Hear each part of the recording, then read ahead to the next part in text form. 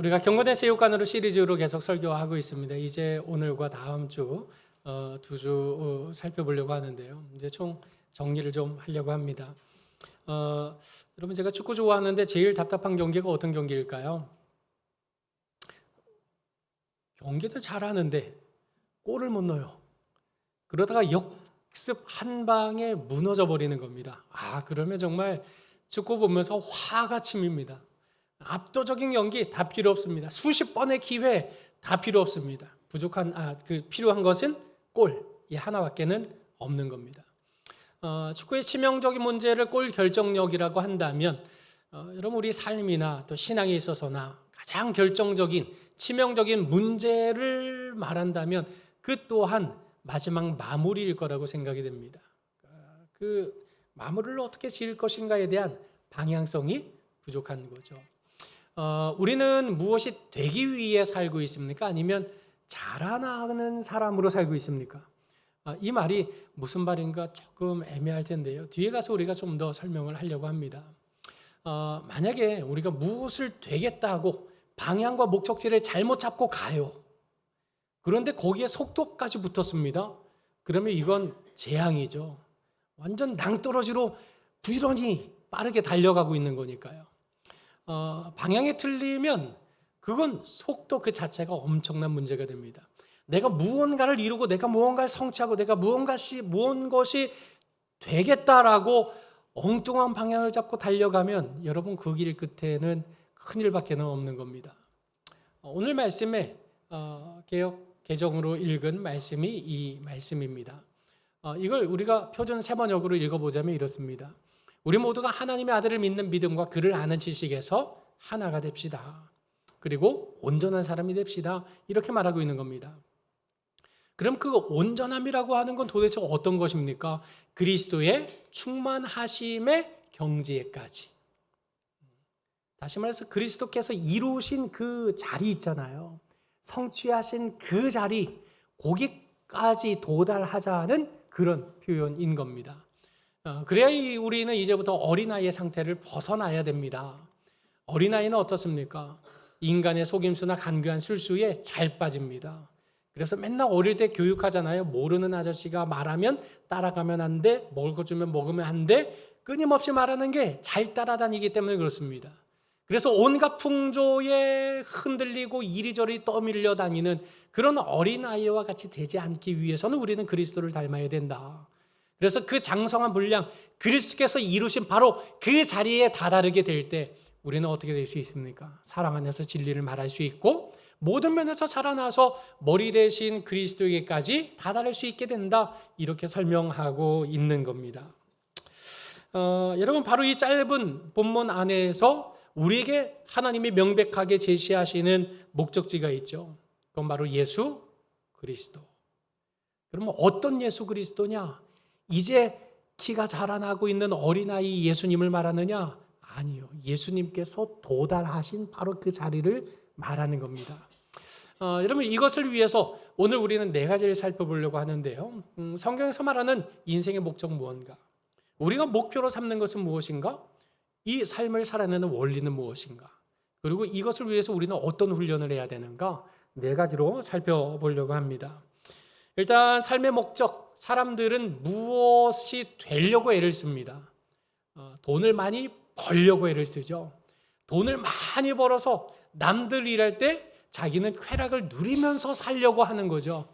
여러분, 이런 많은 사람들이 추구하는 것들이 자신이 무언것이 되려고 하는 겁니다. 무언가를 이루려고 하는 거고 그 이루기 위해서 종교를 수단으로 사용을 하는 거죠. 그런데 사도 바울은 그렇게 말하지 않습니다. 그러므로 여러분은 사랑을 받는 자녀답게 하나님을 본받는 사람이 되어야 합니다라고 명백하게 말합니다. 한마디로 우리 기독 신자들의 인생의 목적은 하나님을 본받고 그분을 닮아가는 겁니다. 이건 예수님도 똑같이 말씀하셨어요. 하늘에 계신 너희 아버지의 온전하심과 같이 너희도 온전하라. 우리는 하나님을 닮아가야 됩니다. 그분을 본받아야 되고 그분을 향해 나아가야 된다는 사실을 명백하게 말씀하고 있는 겁니다. 그런데 이 말씀을 들으면 답답해지지 않으세요? 난 거기까지 그 경지에 저는 이를 수 없는데요. 저는 그런 사람이 아닌데요. 라고 우리는 생각하기 쉽습니다만은 골로새서 3장 10절에 사도 바울이 이 진술한 바를 표준 세번역으로 옮긴 겁니다. 우리 한번 같이 읽어보실까요? 자, 시작. 새 사람을 입으십시오. 이 새 사람은 자기를 창조하신 분의 형상을 따라 끊임없이 새로워져서 참 지식에 이르게 됩니다.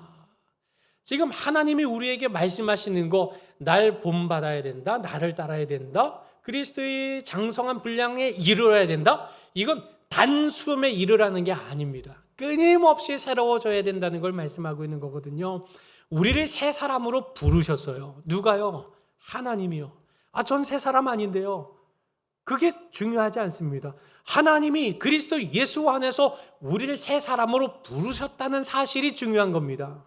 늘 노숙자로 거지처럼 살다가 왕이 넌 내 아들이야 하고 왕실로 부른 겁니다. 왕복을 입혀주셨어요. 새 사람이 된 거죠. 습관 따라 자꾸 땅에 떨어진 거 주워 먹는 이런 모습이 우리 안에 여전히 있습니다. 그러나 우리는 이미 왕의 아들이라는 신분으로 변화되었으니 끊임없이 그런 신분이 되도록 새로워지도록 연습하는 과정이 필요하다고 말하는 겁니다. 이것을 우리가 신학적인 용어로 성화라고 말하는 거죠. 여러분, 성화를 우리가 사는 동안에 완성할 수 있나요? 못합니다. 성화는 죽을 때까지 거룩해지는 과정을 거칠 수밖에 없는 겁니다. 그렇게 살다가 마지막 주님의 부르심을 받아 저 영원한 나라에 들어가게 될 때 우리는 성화의 완성인 영화에 다다르게 되는 거죠. 그게 결국 이 땅을 우리가 왜 살고 있는가? 이처럼 하나님을 본받고 예수 그리스도의 장성한 분량에 이르도록 끊임없이 나를 채찍질하고 나를 훈련하면서 성화를 이루어가는 삶을 위해 우리를 바로 부르셨다는 겁니다. 그러니 우리에게 하나님은 뭔가 여기까지 행동해야 돼, 여기까지 이루어야 돼, 성취해야 돼 라고 우리에게 행동을 요구하지 않습니다. 너가 어떤 존재냐? 너는 새 사람으로 내가 부른 존재다. 이 사실 안에 거하기를 바라시는 거죠. 여러분, 행함과 존재 두 가지 중에 어떤 것을 목적으로 삼느냐에 따라 삶의 방식이 다릅니다. 여러분, 행함은 끝이 있습니다. 완료가 있어요. 실적도 성취하게 되고요. 시험도 보는 겁니다. 그런데 존재는 완성이 있나요? 나는 사랑을 완성했어요. 아니요. 사랑을 죽을 때까지 배워가는 거거든요. 존재란 그런 거란 말이죠. 행함은 시험도 끝나고 프로젝트도 끝나게 되는 겁니다. 그러나 존재는 끝이 없는 거죠. 끝없이 내 존재를 온전하고 올바르게 세워가기 위해선 끊임없는 배움, 끊임없는 훈련이 필요할 뿐인 겁니다. 그럼 하나님이 도대체 무엇을 원하실까요? 너의 성적을 나는 원한다. 오늘 이재혁 청년이 대기업에 취직을 했다 그러니까 나는 대기업에 취직하는 걸 기뻐한다. 아니, 그럼 그전에는 기뻐하지 않으셨다는 말씀인가요? 그럴 수가 없는 거죠. 하나님이 우리에게 원하시는 건 어떤 성취, 행동, 행함, doing을 원하시는 게 아닙니다. being, 존재를 원하시는 거죠. 누구를 닮은 거예요? 하나님을 닮은 거예요. 하나님이 우리에게 바라고 원하시는 건 그것입니다. 여러분, 정년 퇴직을 하고 인생의 황혼기가 접어들게 될 때 난 정말 아무것도 아니었구나 이렇게 깨닫게 되는 이유가 뭘까요? 행함을 목적으로 살았기 때문에 그렇거든요. 여러분, 우리도 언젠가 이 땅에 있는 자리에서 내려오게 되어 있습니다. 아무리 멋진 명함을 파고 있어도요, 그거 명함이 더 이상 소용없는 때가 다가오게 되는 거거든요. 옛날엔 뛰고 날고 했어도 이거 나이가 들면 이게 제약에 따를 수밖에 없는 게 당연한 이치이지 않습니까? 그런데 행함을 목적으로 산다면 바로 그런 날이 다가왔을 때 나는 이제 아무것도 아니구나, 나는 이제 뒷간방에 그냥 머물러 있어야 되는구나, 이런 삶이 되고 마는 겁니다. 하나님이 이것을 위해서 우리에게 믿음을 주셨나요? 이것을 위해 독생자를 우리에게 주셨던가요? 절대 그렇지 않다는 사실을 말씀하고 있는 겁니다. 그런 까닭에 우리의 인생의 목적, 내가 무엇을 하느냐, 무엇을 이룰 것이냐, 어떤 걸 성취할 것이냐가 아니라 우리가 하나님을 닮은 어떤 사람이 될 것이냐, 어떻게 하나님을 닮아갈 수 있을 것인가, 여러분, 이것을 우리는 삶의 인생의 목적으로 삼아야 되는 겁니다. 아주 유명한 산악가가 있는데요. 세계 정상을 여러 수차례 여러 고지들을 점령했던 산악가가 기자가 묻는 거죠. 다음은 어디를 정복하실 겁니까? 저 정복이 목적이 아닙니다. 저는 산에 올라갈 때 고기를 찍는 게 목적이 아니라 살아 내려오는 게 제 목적입니다. 이렇게 설명을 하게 됩니다. 많은 사람들이 거기까지 올라가는 걸 바라고 살죠. 그런데 여러분, 거길 올라가면 그러면 내려오게 될 때는 어떻게 되는 거겠습니까? 성취, 행함, doing이 아니라 being, 우리의 존재가 어떤 존재인가? 나는 살아있는 존재가 되기를 원합니다. 이게 그 산악가의 고백이었던 거거든요. 여러분, 우리 믿음, 신앙인의 경지도 그러한 겁니다. 하나님 주시옵소서, 주시옵소서, 대기업을 열어 주시옵소서, 결혼을 열어 주시옵소서, 이번에 이 주식에 대박나게 해 주시옵소서. 무언가를 성취하기 위한 것이 신앙이 아니라는 겁니다. 나 자신의 존재가 그리스도를 닮아 한 뼘만큼이라도 자라나는 것, 이게 우리 인생의 참된 목적이다라고 오늘 우리에게 말씀하시는 겁니다. 그러니 우리는 그리스도 안에서 어떤 사람이 되어가고 있는가? 어제와 오늘의 나는 얼만큼 그리스도를 닮고 있는가? 우리 이걸 생각해야 되는 거죠. 그렇다면 우리의 성장의 목표는 다른 것이 아닙니다. 바로 그리스도께서 이루신 장성한 분량, 거기까지 우리는 나아가야 된다는 것을 말씀하고 있는 겁니다. 여러분, 아기 예수가 아니고요, 이미 장성한 이루신 예수님의 모습을 담는 것이 우리의 목표라는 겁니다. 여러분, 예수님께서 자라난 사실에 대해서 누가복음에서는 이렇게 진술을 하죠. 예수는 지혜와 키가 자라가며 하나님과 사람에게 더욱 사랑스러워 가시더라, 이렇게 말했습니다. 여러분, 여기에는 두 가지 아주 중요한 핵심 사항이 있는데요. 예수님도 성장하셨다는 겁니다. 어떻게 성장하셨어요? 균형 있게요. 지혜만 자랐느냐? 키도 자랐습니다. 하나님에게만 사랑받았느냐? 사람에게도 사랑을 받으신 존재였습니다. 그리스도께서 이루신 일이 이것이다 라고 한다면 여러분, 우리의 키도 자라야 되지만요, 우리의 지혜도 자라야 되는 겁니다. 우리가 하나님 앞에서만 자라면 되느냐? 아니요, 사람 앞에서도 잘해야 되는 거죠. 예배당에서만 믿음의 사람의 모습인 거냐? 아닙니다. 실제 진짜 모습은 예배당 밖에서 이루어지는 거죠. 이런 균형 있는 성장이 그리스도께서 이루신 장성한 분량이라면 우리도 이것을 목표로 삼아야 된다는 겁니다. 또 하나는 과정을 거친 성장이셨던 거죠. 어느 날 갑자기 나이 30이 되더니 예수님의 눈빛이 달라지고 용모가 달라지고 갑자기 안 나도 능력이 나타나기 시작하고 그러면서 예수님이 공생애를 시작하신 게 아닙니다. 자라나신 거죠. 과정을 거친 겁니다. 우리도 과정을 통해서 성장하게 되는 겁니다. 난 안 돼. 해봤는데 난 안 돼. 당연하죠. 처음부터 그게 되면 안 될 사람이 어디 있겠습니까? 여러분, 운동 하나를 배워도요, 요리 하나를 배워도요, 칼질 하나를 해도 처음에는 안 되는 법입니다. 처음부터 되면 그거 이상한 거거든요. 과정이 우리에게 필요하다는 겁니다. 우리가 자라나지 못하는 이유는 다른 데 있지 않습니다. 목적이 불분명하기 때문이고, 또 내가 어느 영역에서 자라나야 될지가 명확하지 않은, 목표가 명확하지 않기 때문이고, 그리고 또 하나는 이 성장, 자라남이라고 하는 것이 평생의 과정이라는 걸 기억을 못하기 때문에 그렇습니다. 여러분, 이 세 가지를 명백히 가질 때 우리는 자라날 수 있는 거거든요. 왜냐하면 특별히 무엇보다도 하나님은 하나님의 형상대로 우리가 자라가도록 점진적으로 회복시켜 주시기 때문에 그렇습니다. 오늘 갑자기 확 뒤집어져서 교회 나오시는 분들이 있기는 있습니다. 오늘 갑자기 난 정말 이렇게 살아서는 안 되겠다 하고 교회 나오시는 분이 있습니다. 그렇게 급격하게 변화가 되는 경우도 없지는 않습니다. 그런데 그 이후의 성장의 과정은요, 단숨에 이루어지는 법은 없습니다. 항상 과정이 필요한 거죠. 여러분, 우리가 성장할 때 우리가 한 가지 조심할 것이 있는데요, 비교, 이거 조심해야 됩니다. 여러분, 비교라는 건 무엇인가요?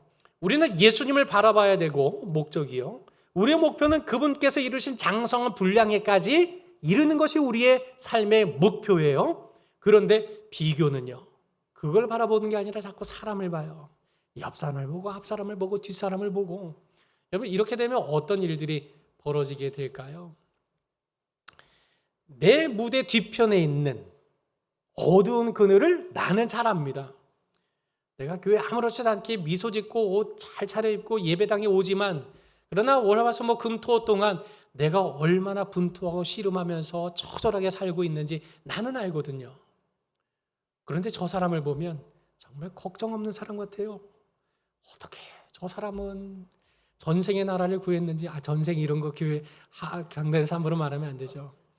아니, 저 지금 남자는 뭐 그렇게 자상해, 뭐 이렇게들 우리는 생각하잖아요. 비교가 되는 겁니다. 저 집안에는 어쩌면 그렇게 그냥 뭐 그래 뭐 이렇게 비교하게 되는 거죠. 여러분, 그런데요, 그 사람의 앞면만 보고 무대 뒤편에서 어떤 일이 벌어지는지 정말 잘 알고 계시는 겁니까? 사람 사는 거 다 똑같아요. 겉으로 볼 때 조금씩 차이 있는 것 같아 보이죠? 근데 그 차이는 정말 별것 아닙니다. 힘들지 않게 사는 사람은 없습니다. 인생살이는 본래가 힘든 것이고, 인생은 눈물 골짜기를 지나는 걸음일 수밖에 없는 것. 여러분, 이건 진리입니다. 그러니 자꾸 남의 무대 위에 있는 하이라이트만 보면서 난 왜 저렇게 못 사나 하고 자꾸 내 무대 뒤편만 생각하면, 여러분, 그런 비교는 날 성장하지 못하게 만듭니다. 만약에 그런 비교를 통해서 우리가 얻을 수 있는 게 있다면 딱 둘 중에 하나겠죠. 자신의 초라함을 발견하는 것과 아니면 다른 사람보다 내가 좀 나아 하는 우쭐함이겠죠. 성장은 없고 성장이 도리어 퇴행으로 이어지게 만드는 것, 그게 비교라고 하는 것이 가져오는 엄청난 이런 그 효과가 아니고 나쁜 효과를 뭐라 그러죠? 네? 부작용. 예, 맞습니다. 요새 제가 이렇게 단어의 생각이 안 나요. 양해 부탁드립니다. 아무튼 우리는 사람이 아니고요, 예수 그리스도 바라봐야 됩니다.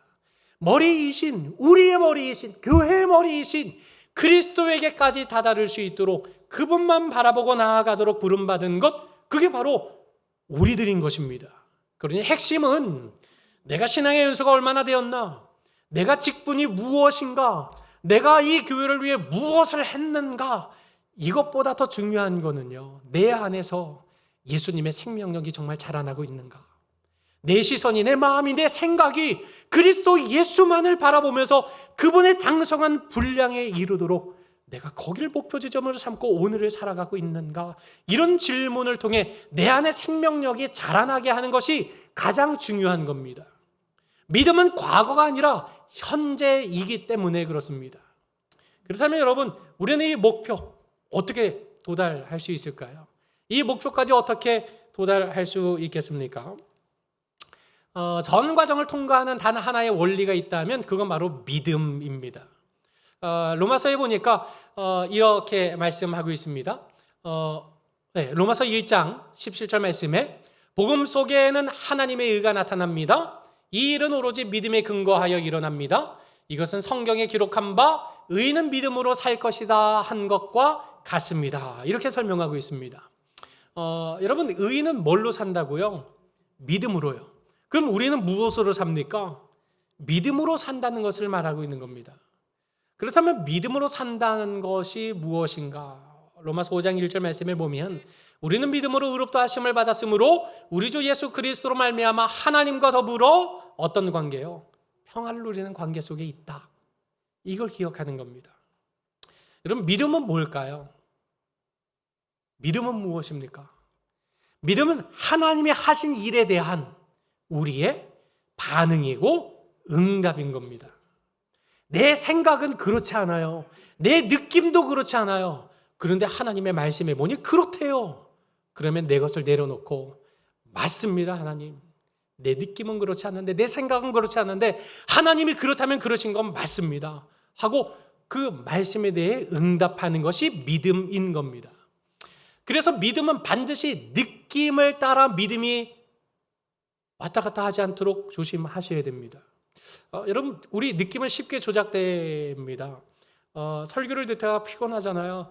근데 초콜릿 하나를 입에 까 넣었어요. 갑자기 당이 돌면서 눈이 떠지는 거죠. 그러면서 철렁철렁하고 이제 막 말씀이 들리는 거예요. 오늘 은혜 받았다. 그러면 그거 진짜 은혜 받은 건가요? 우리는 되게 설교 예배 중에 한 번 울었다 그러면 오늘 은혜 받았다 그럽니다. 여러분, 은혜 받아서 흐르는 눈물일 수 있고요, 은혜 받았기 때문에 넘치는 기쁨이 될 수 있는 겁니다. 그런데 단순히 내 느낌을 따라 눈물이 나고 내 느낌을 따라 기쁘고 이런 것들이 모두 다 믿음의 반응이라고 볼 수는 없습니다. 언제든지 우리가 기억해야 될 것, 내 느낌인가? 아니면 진정 하나님이 주시는 것인가? 약속을 붙잡아야 되는 거죠. 우리는 느끼는 대로 따라가는 사람들이 아니고 믿는 대로 따라가야 되는 겁니다. 내가 느낌이 오늘 안 좋다고, 내 기분이 오늘 안 좋다고, 내 감정이 상했다고 멈추는 것, 그거는 믿음 아닌 거죠. 조종사들 있잖아요. 전투기 조종사요. 얼마나 빠릅니까? 전투기가요. 구름 속에 올라가면요, 하늘 높이 올라가면 어디가 하늘이고 어디가 땅인지 구분이 안 됩니다. 그래서 공간 감각을 상실하게 되는데요. 그래서 끊임없이 훈련받는 것, 너 감각을 믿지 말고 계기판을 믿어라. 계기판이 이쪽이 하늘이라 그러면 거기가 하늘이라고 믿고 그렇게 조종간을 당겨야 된다. 이렇게 설명을 합니다. 왜냐하면 막 빙글빙글 돌고요, 막 왔다 갔다 하고요, 이러다 보면 어디가 땅이고 어디가 하늘인지 몰라서 자기 느낌으로만 하면 땅에 곤두박질 쳐서 추락하는 경우들이 적지 않습니다. 여러분, 믿음도 똑같죠. 우리의 느낌에 믿음을 둔다면 우리가 오고 늘 왔다 갔다 하는 느낌에 우리의 믿음이 계속 흔들릴 수밖에 없는 겁니다. 그러나 믿음은 그런 느낌의 자리가 아니라 하나님이 하신 일, 약속, 그걸 붙잡는 것이 바로 믿음인 겁니다. 우리가 보통 난 버림받은 것 같아, 이렇게 느낄 수 있잖아요.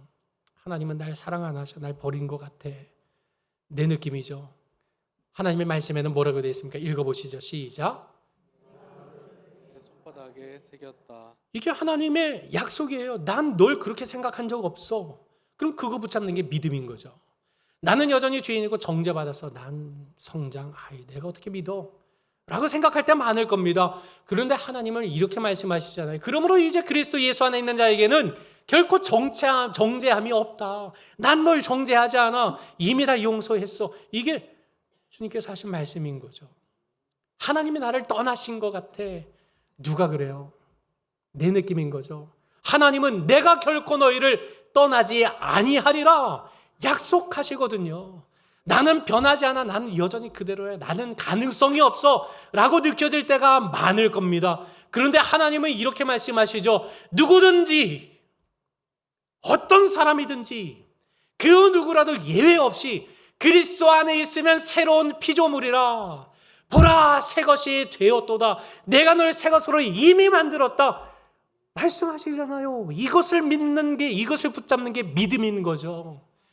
이 정도 노력해도 나는 안 되는 것 같아 라고 우리는 느낄 때가 있습니다. 그런데 하나님이 뭐라고 말씀하십니까? 너희 안에서 착한 일을 누가 시작하셨냐? 내가 너 안에서 믿음의 역사를 시작했다. 그럼 내가 시작했는데 그거 완성할 때까지 내가 너를 이끌지 않겠느냐? 너는 끝까지 못 가. 근데 내가 널 끝까지 끌고 갈 거야. 그러니 난 틀렸어. 난 포기해. 아니, 내가 널 끌고 갈 거다. 끝까지 너와 함께 할 거다. 이 약속을 붙잡는 게 믿음인 거죠. 나는 여전히 죄의 힘에 매여 있는 것 같아.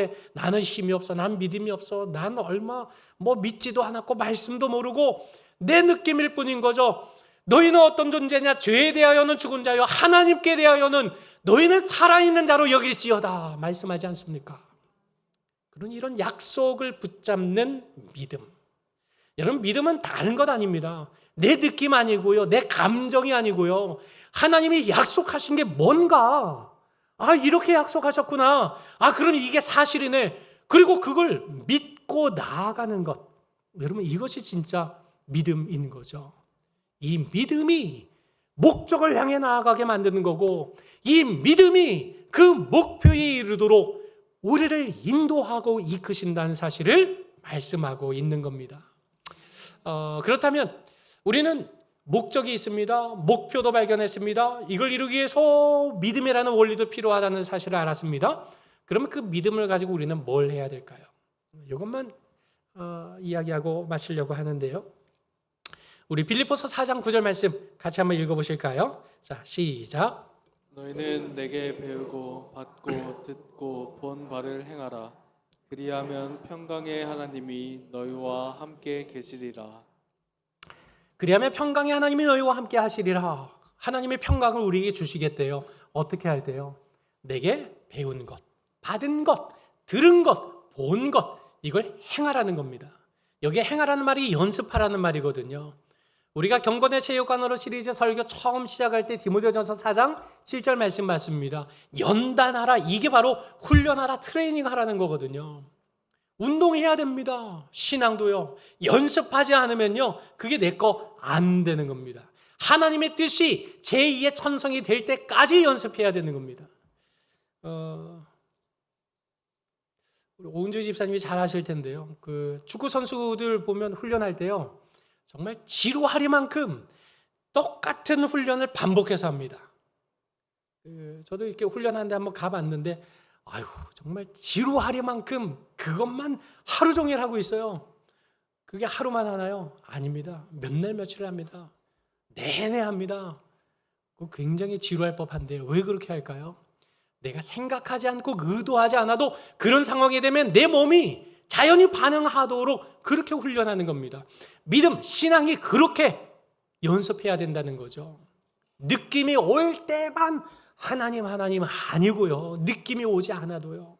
감정이 동하지 않아도요. 하나님이 내 멀리 계시는 것 같아도요. 정말 그런가요, 하나님? 하고 말씀 앞으로 자꾸 시간을 내어서 나를 세우는 것, 약속 앞에 나를 세우는 것, 성경과 기도 앞에 나를 자꾸 세우는 것, 여러분, 이것이 우리가 성장하기 위한 훈련으로서 반드시 필요한 것입니다. 여러분, 예배가 어떤 것입니까? 사람이 감히 구약시대는 이전에 들어갈 수조차도 없었던 지성소에 들어가는 일이 예배인 거고요.